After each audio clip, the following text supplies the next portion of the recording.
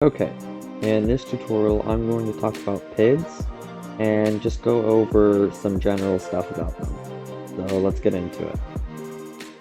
Okay, so let's talk pids. So pids are used in a bunch of different applications such as engines, stabilizers, autopilots, and so much more. But what are they? So they are used to try and take a number and bring that number to a set point.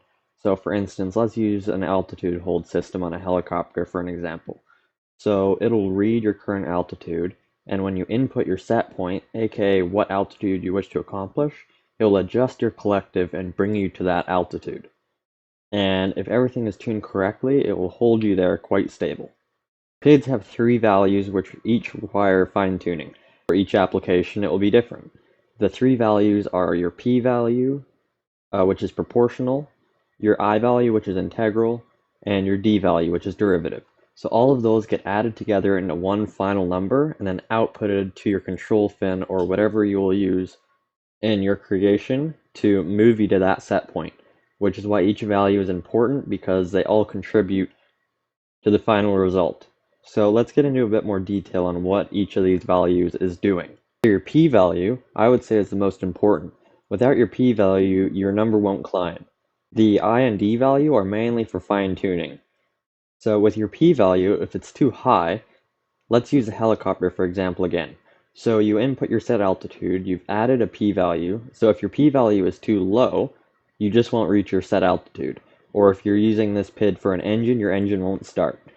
If it's too high, you'll reach your set point, but you'll go above it and oscillate above and below where you want to be. And that's not what you want.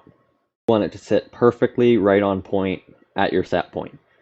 So the goal of your P value is to get the point sits level close to your set point. You don't have to be right on it, but you don't want it to be oscillating up and down at all. The I value will get you that extra little bit you need to reach your set point perfect. So once you have your P value where you want it, it's time to go on to the I value. So let's talk about your I value now. I value accumulates over time. If your I value is too high, it'll overshoot your set point or cause oscillation, which you don't want again.